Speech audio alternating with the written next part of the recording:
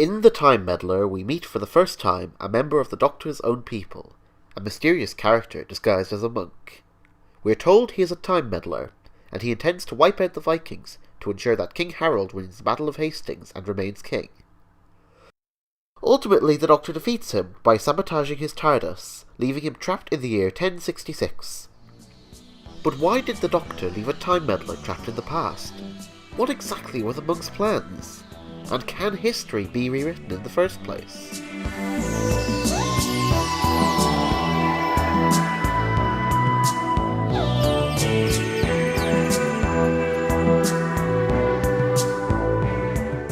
Before we get to the monk, let's talk about Doctor Who's approach to history in the early years.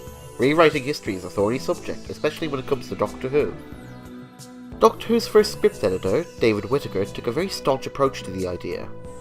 In The Crusaders, his novelisation of the Crusade, we learn that if you try to change history, history will stop you. He describes several scenarios, such as if you try to kill Hitler with a gun, the gun will jam. We get a similar moment at the end of the Reign of Terror, although the Doctor brushes this off as speculation.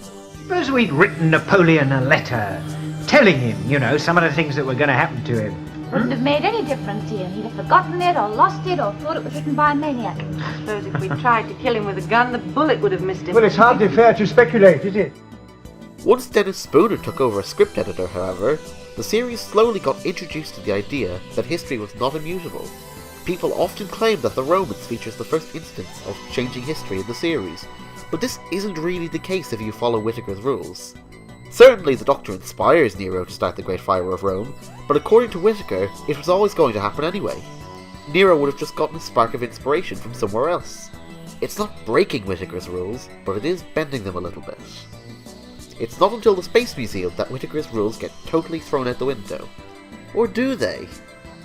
In the Space Museum, the TARDIS accidentally jumps a time track as it lands, and the crew get a glimpse into their future, corpses on display in a museum. Of course, this future is averted, but the implication of the story is that they only avert their future because they were aware of it in the first place. Had they just landed normally, they would have been captured almost immediately and turned into the exhibits we see. However, from the instant they step outside the TARDIS and notice the silence of the planet, their lack of footprints, history has been changed as far as anyone who lives in the future they are witnessing is concerned. Make sense? The Doctor says, But nothing has happened to us yet. What we are doing now is taking a glimpse into the future, or what might be or could be the future.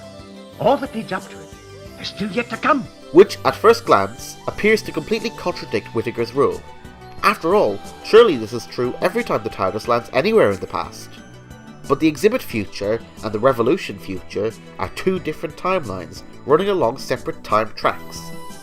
When the Doctor describes the TARDIS jumping a time track, he doesn't mean the future they are witnessing is an alternative future. It means they jump to the time track they're currently in, the alternative future created by the foreknowledge they have. They are witnessing one time track while existing in another. The inference is that while history can't be rewritten in a singular time track, it's entirely possible to circumnavigate this by jumping to another time track, whereby the alternative possibility will take place. We aren't travelling forwards in time, we're travelling sideways. The concept of travelling sideways in time was always a part of Doctor Who from its inception, the idea being that there would be three kinds of stories: past stories set at a point in Earth's history, future stories set in the future or on an alien planet, and sideways stories with more out-there concepts. Stories where our heroes are trapped inside the ship and turn against each other, stories where they're shrunk down to the size of an ant, and yes, even get a glimpse of their own grim futures. Now, let's put that discussion on hold and get back to the monk. It seems like a rather large blunder on the Doctor's part to leave the monk in 1066. Sure, it means he can't interfere with other times and places, but he could still meddle with anything from 1066 onwards. Or can he? His meddling, as relayed to us, establishes some key things about what he does.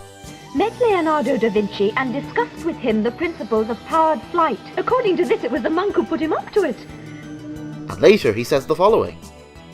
Do you really believe the ancient Britons could have built Stonehenge without the aid of my anti-gravitational lift?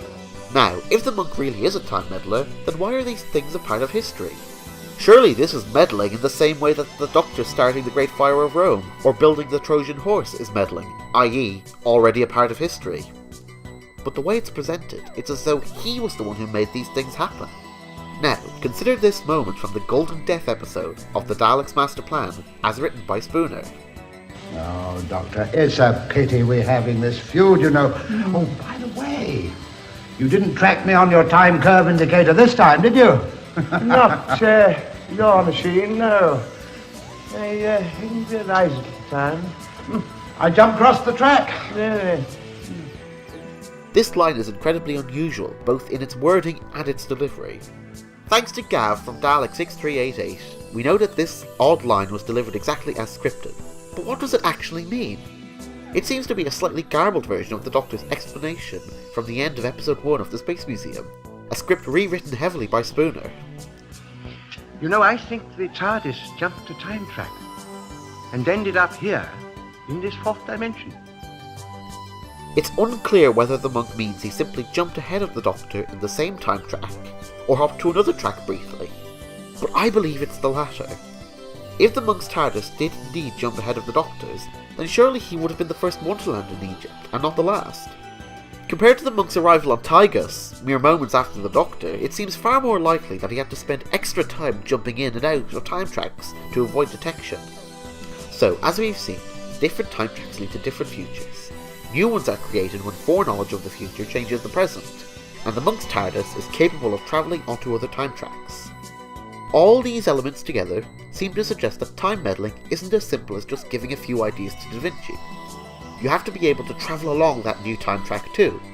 This makes sense of how the monk doing things that are a part of established history is seen as meddling or changing history, because perhaps in the original history there was no Stonehenge, or Da Vinci didn't come up with the principles of powered flight, whereas the Doctor starting the Great Fire of Rome or building the Trojan Horse was always destined to happen. And by leaving the monk without access to his TARDIS, he lost his way of jumping into the new time tracks he would otherwise have created by meddling, thus leaving him in a single track of history he is unable to interfere with.